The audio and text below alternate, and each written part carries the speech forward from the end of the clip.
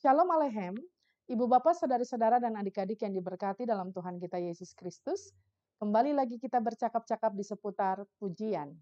Karena sejatinya ujian tak boleh menghalangi pujian.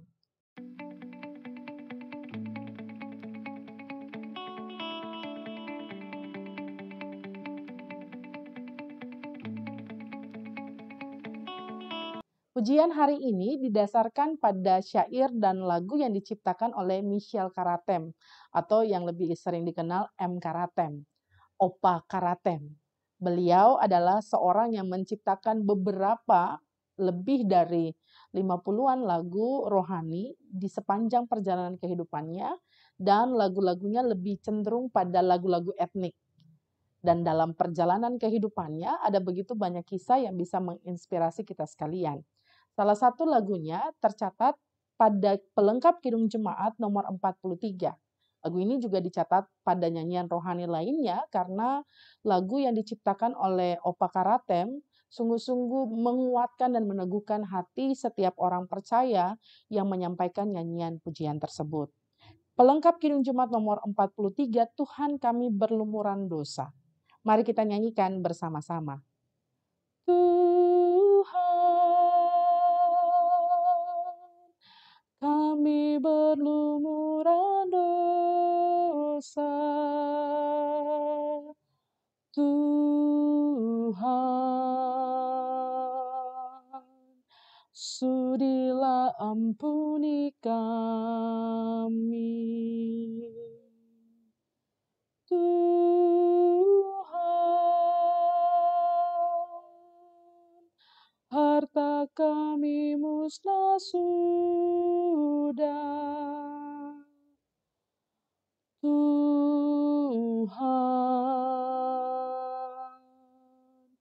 hati masih milik kami.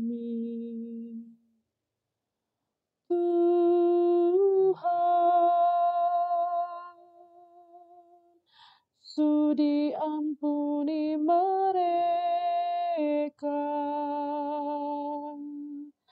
Tuhan,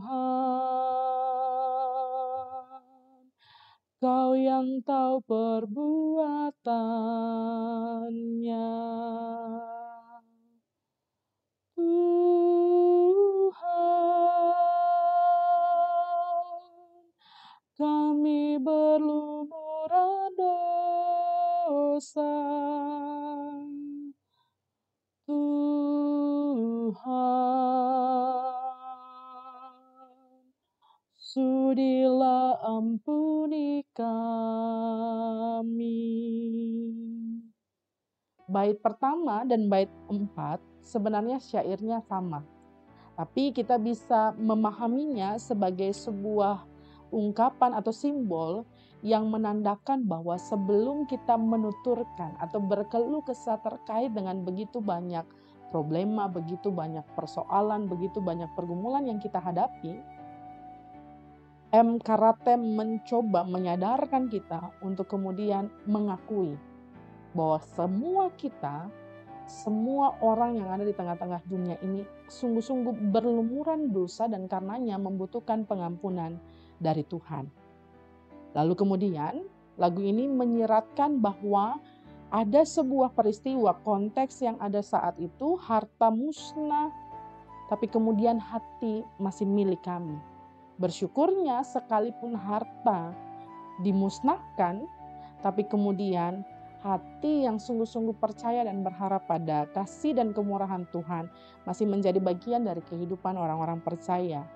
Lalu M. Karatem kemudian menghantar umat untuk kemudian mengampuni mereka yang bersalah kepada setiap orang percaya. Sama seperti apa yang diucapkan oleh Yesus Kristus ketika ia harus menjalani jalan salib.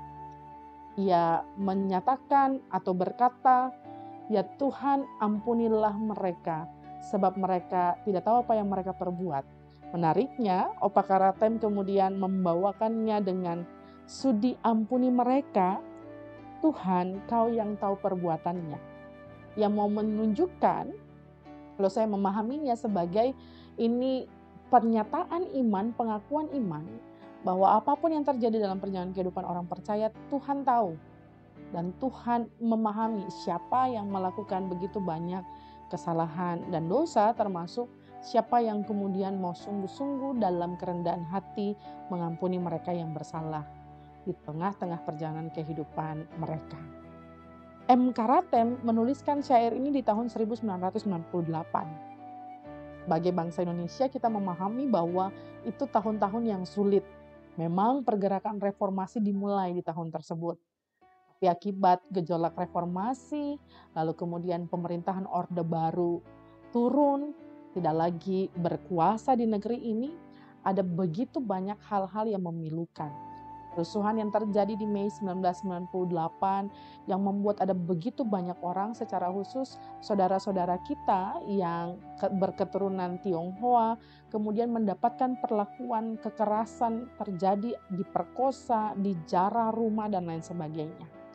Ada begitu banyak kerusuhan-kerusuhan juga yang timbul setelah tahun 98 di beberapa bagian, di beberapa tempat di Indonesia. Kalimantan, Maluku, Aceh, dan semua tempat bergejolak. Ada begitu banyak hal yang dialami di tengah-tengah bangsa ini yang kemudian disuarakan oleh Opa Karatem secara khusus dalam pelengkap Kidung Jemaat nomor 43. Dan sebenarnya Michel Karatem ini adalah seorang mantan tahanan politik pada masa pemerintahan ketika dia dituduh menjadi bagian dari anggota PKI, ia harus meninggalkan, rela melepaskan jabatannya. Padahal saat itu ia adalah seorang pegawai negeri sipil, secara khusus di bidang musik. Ia harus meninggalkan jabatannya dalam kerelaannya untuk kemudian ia mengikuti apa yang ia harus jalani. Ditahan, lalu dibuang ke Pulau Buru. Ia memaknainya, dia menuliskan berbagai macam lagu, ia memaknainya sebagai bagian dari perjalanan kehidupannya.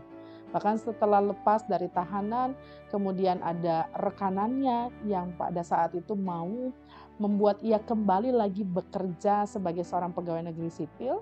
Ia dengan tegas berkata bahwa ia sudah berjanji tidak akan kembali lagi dan ia hanya menggeluti bidang musiknya yang menjadi berkat.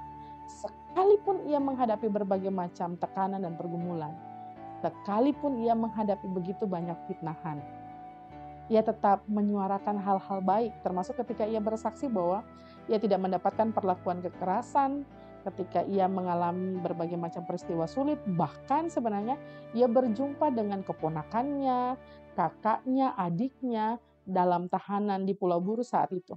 Tapi ia berkata kepada mereka, jangan karena kita saudara, kalian tidak menjalankan perintah dari atasan kalian.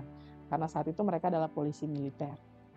Di balik semua pengalaman kehidupannya, M. Karatem menjadi seorang yang kemudian menuliskan berbagai macam syair dan lagu untuk menguatkan setiap orang percaya. Bagaimana dengan kita, Ibu Bapak, saudari-saudara dan adik-adik yang diberkati Tuhan? Apakah pengalaman-pengalaman hidup sulit membuat kita kemudian berkeluh kesah tanpa berbuat apa-apa? Tahukah kita mau mencontoh apa yang dilakukan M. Karatem sampai akhir hidupnya? Ia menjadi berkat karena ia menulis berbagai macam lagu, ia melatih berbagai macam paduan suara, dan ia mendidik begitu banyak orang untuk menaikkan nyanyian pujian dari konteks lokal bangsa ini. Dan ia menjadi berkat sampai akhir hidupnya. Ia menjadi berkat di keluarga, ia menjadi berkat di gereja, bahkan ia menjadi berkat di tengah-tengah bangsa ini. Ia juga adalah salah seorang dirihen yang dipercaya di masa Soekarno. Jadi ketika Soekarno datang ke Maluku pada saat itu, pasti M. Karatem yang menjadi dirihen untuk memimpin paduan suara yang ada yang menyanyikan lagu-lagu kebangsaan pada masanya. Sehingga di hari ini, biarlah berkat Tuhan melalui pujian dan kisah dari sang penulis syair dan lagu ini menginspirasi kita semua. Supaya sekalipun ujian-ujian kehidupan menjadi bagian dari pengalaman hidup kita tetap terus menaikkan pujian bagi hormat dan kemuliaan nama Tuhan, agar senantiasa nama Tuhan dimuliakan melalui kesaksian hidup kita. Tuhan Yesus memberkati kita sekalian.